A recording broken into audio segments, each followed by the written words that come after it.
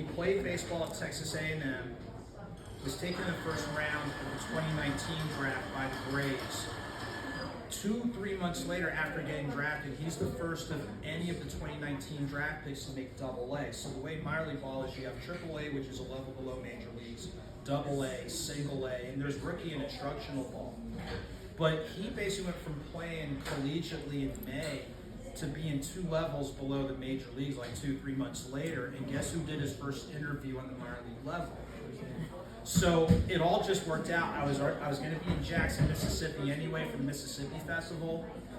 The Mississippi Braves had a weekend homestand. I covered the game Friday. They asked me to come back Saturday and Sunday. I'm like, I got a festival and I'm trying to go home.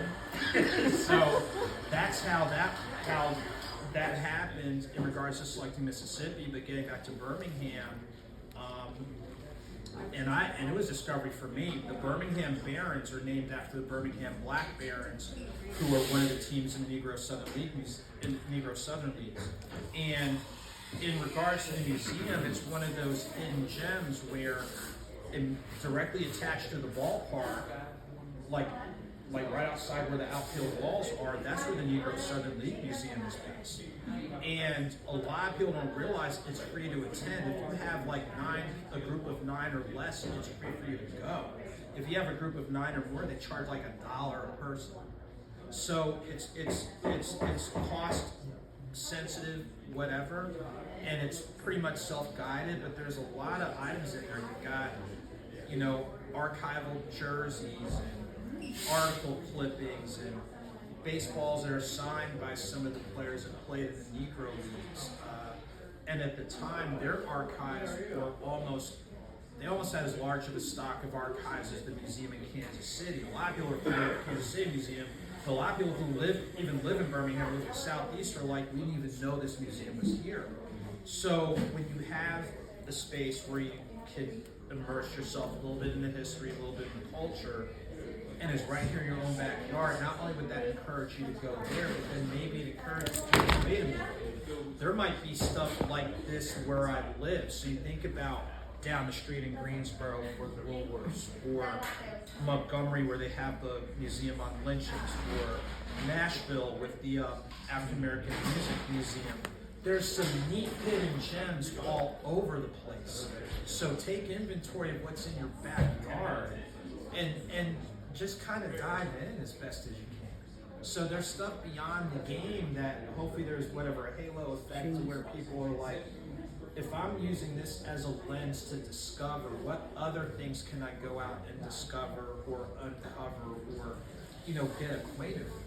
I like that, and I think you bring up something really important, because when we think of any sport or most things in life, we think we just jump from A to Z. But I think there is a special type of person that's in the minors, and I'm excited to hear you talk about it more, because we just think, oh, this person went to college and now they're in the majors.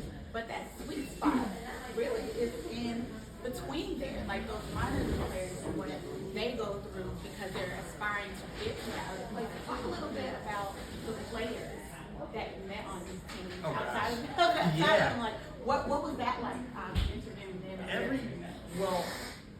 For the book, I'd tell you what, one of the things that you find fascinating is really how wise some of these people are. And the reason I say that is a lot of people don't realize you can get drafted straight out of high school. So a couple of players I interviewed at the time were like 18, 19 years old, and it was so fascinating to talk to a guy like 6'2" and forever, and I'm like 5'7", 170, like Allen Iverson's height, and they're calling me yes sir, and I'm like, oh my gosh.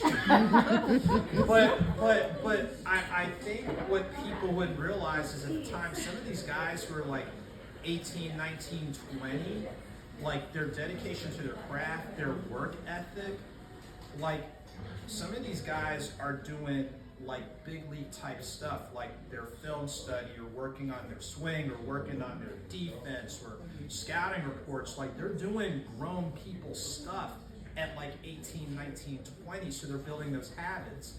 And one of the players I interviewed who played at Greenville at the time, who you probably like because he's now the starting first baseman for the Red Sox, Tristan Casas, I interviewed him. He was like a year removed from high school, and I interviewed him after the team lost, which you're always kind of on a tightrope because you don't know if they've cooled off enough, and I don't want to remind them of the team that just beat up on them or whatever. But he said something that was really deep. He's like, you either win or you learn a lesson. And I know it's a parallel of the Nelson Mandela quote, but here's some kid at the time, 1920, and part of his ethos was from Mandela in regards to how you deal with losses and deal with adversity. Now, you expect to hear that from somebody 35, 40, 50, but he was like 19 at the time. So that wisdom theme to me leans towards experience. And so these guys open up about how they deal with adversity or team building or maintaining a love for the game even though there's business components, or they realize I'm getting a chance to do something that most people will never do. Like, most people are not going to play professional sports. It's just not going to happen, but they're getting a chance to do it. So regardless if they make the major leagues or not, the fact that they're there and they're playing something that they love. And then I think that's another universal takeaway I don't really talk about. It's like, find something you're passionate and purposeful about. And so these guys are doing it on this level, and it's like, well, if they can do it through the lens of athletics, how can other people do it through the lens of your career or hobbies that you have, or like we talked about earlier, places you want to go and things you want to do. Who's to say that you can't do it? So it's like, if I see a 19, 20-year-old doing it, it's like, I need to take inventory. And how can I move a little bit differently? How can I do stuff differently? So again, like, yeah, it's about the game, but there's takeaways beyond the game that anybody, a fan or whatnot, can still take away from it.